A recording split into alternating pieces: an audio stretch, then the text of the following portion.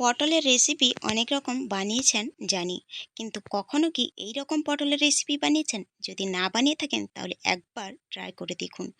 অসম্ভব সুন্দর লাগে এই রেসিপি। নমস্কার বন্ধুরা, কেমন আছেন সবাই? আমি ভালো আছি, আশা করি আপনারাও ভালো আছেন। আজকে আবারও একটা নতুন ভিডিও নিয়ে চলে এসেছি পাঁচ ফোড়নে। আজকে আমি পটলের এক অজানা রেসিপি করে দেখাবো, যেটা কিন্তু খেতে এতটাই সুস্বাদু হয় যে একবার খেলে কিন্তু বারবারই এই রেসিপিটা বানাবেন। তার জন্যে নিয়ে নিয়েছি পটল, আর পটলগুলো কিন্তু একটু গাগুলোকে পরিষ্কার করে নিচ্ছি। হালকা কিন্তু একটু ছিলে নিতে হবে, ওপরে যে পাতলা খোসাটা থাকে সেটা কিন্তু এইরকম ছাড়িয়ে নিয়ে তারপর কিন্তু দুদিকে মাথাগুলো কেটে বাদ দিয়ে দিতে হবে। এখানে কিন্তু বড় পটল নিলে ভালো হয়। বড় পটল ছিল না আমার কাছে, ছোট ছোট দেশি পটলগুলাই ছিল, তাতেই আমি বানিয়ে দেখাচ্ছি। আপনারা বড় পটল যে আসে, বড় বড় পটলগুলো, সেগুলোই নিয়ে বানাবেন, তাহলে দেখতে ভালো লাগবে। পটলগুলো গা ছেলা হয়ে গেছে, এবারে পটলগুলোকে এইভাবে মাঝখান থেকে দুভাগ করে নিচ্ছি। আর এখানে পটল সবসময় যে নরম পটলগুলো হয় সেগুলোই নেওয়ার চেষ্টা করবেন। শক্ত পটল বা পেকে যাওয়া পটলগুলো নিলে কিন্তু ভালো হবে না। দেখুন, পটলগুলো কিন্তু সবগুলোই আমার কাটা হয়ে গেছে। এবারে একটা ছোট বাটি নিয়ে নিলাম, কারণ এই পটলের যে মাঝখানে যে নরম শাঁসটা আছে সেটা কিন্তু তুলে নিতে হবে। ঠিক এই রকমই সাবধানে কিন্তু এই কাজটা করে নিতে হবে। আর এটা খুবই সাবধানে করতে হবে, না হলে পটল কিন্তু ফেটে যাবে। আর পটল ফেটে গেলে কিন্তু সেটা হবে না। তাই সব সময় চেষ্টা করবেন নরম পটল নেওয়ার, তাহলে কিন্তু ফেটে যাবে না। আর এই বীজগুলা যাতে নরম থাকে সেটা কিন্তু লক্ষ্য করবেন। শক্ত বীজ হলে, যে পাকা হলুদ বীজগুলা হয়, সেগুলো হলে কিন্তু এই খোলাটাই নিতে পারবেন।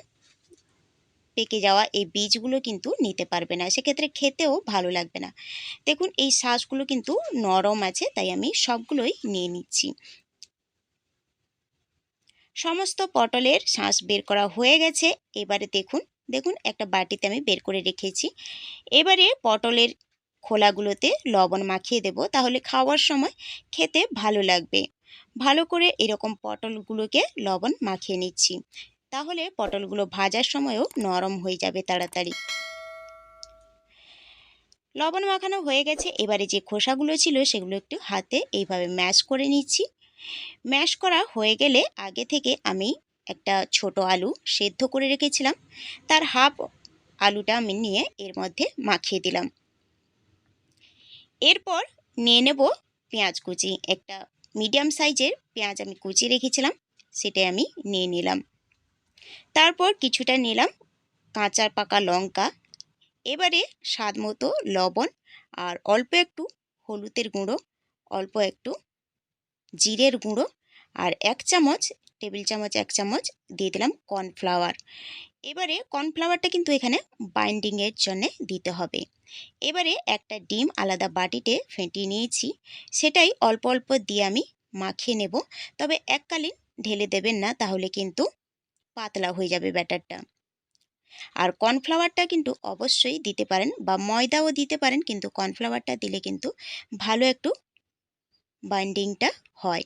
এবারে 1 টেবিল চামচ সর্ষের তেল দিয়ে ভালো করে এটাকে মাখিয়ে নেব। এই পুরটা কিন্তু খেতে অসম্ভব সুন্দর লাগে পটলের ভেতরে দিলে। একবার এইভাবে রেসিপি করে দেখতে পারেন। মাখানো হয়ে গেছে। এবারে পটলের খোলাগুলোতে এইভাবে 1 চামচ করে নিয়ে ভালো করে কিন্তু একটু চেপে চেপে ঢুকিয়ে দিতে হবে। আর এটা কিন্তু ব্যাটাটা পাতলা হয়ে গেলে কিন্তু সেক্ষেত্রে বেরিয়ে যাবে, তাই চেষ্টা করবেন একটু শক্ত করে। তারপরে চামচের পেছনটা দিয়ে এরকম সমান করে দিলাম। দেখুন, একই রকম সমস্ত পটলের মধ্যে আমি 1 চামচ করে ব্যাটারটা নিয়ে এইভাবে চেপে চেপে একটু ঢুকিয়ে দিয়ে সমান করে দেব। এই রেসিপিটা কিন্তু খেতে দুর্দান্ত লাগে, আর ছোট থেকে বড় কিন্তু একবার করে দিলে সবাই কিন্তু বারবার এই রেসিপিটা বানাতে আপনাকে অনুরোধ করবে। আজকের ভিডিওটির মধ্যে যদি কোনো অংশ ভালো লেগে থাকে তাহলে অবশ্যই বন্ধুরা একটা লাইক করে দেবেন। আর যদি বেশি ভালো লেগে থাকে তাহলে আপনারা আপনাদের বন্ধুবান্ধবদের সঙ্গে একটা হলেও শেয়ার করে দেবেন। আর এই ভিডিওটা যদি নতুন কোনো বন্ধু দেখে থাকেন তাহলে অনুরোধ করব আমার চ্যানেলকে সাবস্ক্রাইব করে পাশে থাকা বেল আইকনটি প্রেস করে কিন্তু অল নোটিফিকেশন করে দেবেন। তাহলে প্রত্যেক দিনের ভিডিও সবার আগে আপনার কাছে পৌঁছে যাবে। দেখুন এইভাবে ঠিক একই রকম আমি সমস্ত পটলের খোলার মধ্যে কিন্তু পুরটা চেপে চেপে ঢুকিয়ে নেব। দেখুন সমস্ত পটলের মধ্যে কিন্তু ঢোকানো হয়ে গেছে। এবারে একটা প্যান বসিয়ে দিয়েছি, দিয়ে দিলাম সর্ষের তেল। তেলটা কিন্তু গরম হয়ে গেলে পটলগুলোকে খুব সাবধানে যেদিকে পুর ভরা আছে সেই দিকটা উল্টো করে কিন্তু তেলের মধ্যে দিয়ে দিতে হবে। আর এটা দেওয়ার সময় কিন্তু একটু গায়ে ছিটকে আসবে, সেটা কিন্তু সাবধানে একটু করে নেবেন। আর দেওয়ার সময় চেষ্টা করবেন পুরটা যাতে নিচে না পড়ে যায়। সমস্ত পটলগুলো দিয়ে দিয়েছি, এবারে ঢাকা দিয়ে দিব। আর এটা কিন্তু গ্যাসটাকে একদম লো টু মিডিয়ামে রাখবো। লো টু মিডিয়ামে রেখে কিন্তু আমি এটাকে ভেজে নেব লাল লাল করে, এপিট ওপিট করে কিন্তু ভেজে নিতে হবে। দেখুন এক পিঠ কিন্তু হয়ে গেছে, এবারে আমি উল্টে নিচ্ছি।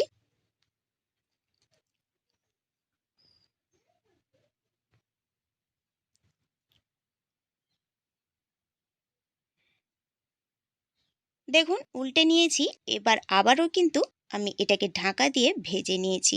এপিট ওপিট করে দেখুন লাল লাল করে একটু ভেজে নিয়েছি, তাহলে খেতে কিন্তু ভালো লাগবে।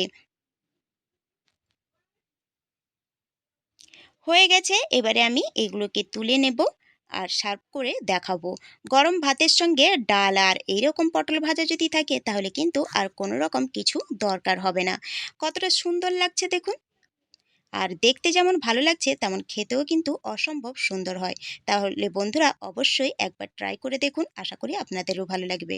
তাহলে আজকের ভিডিওটা কেমন লাগলো অবশ্যই কমেন্ট করে জানাবেন, ভালো লাগলে লাইক শেয়ার করে দেবেন। সুস্থ থাকবেন, ভালো থাকবেন, খুব শীঘ্রই দেখা হবে পরের একটা ভিডিও।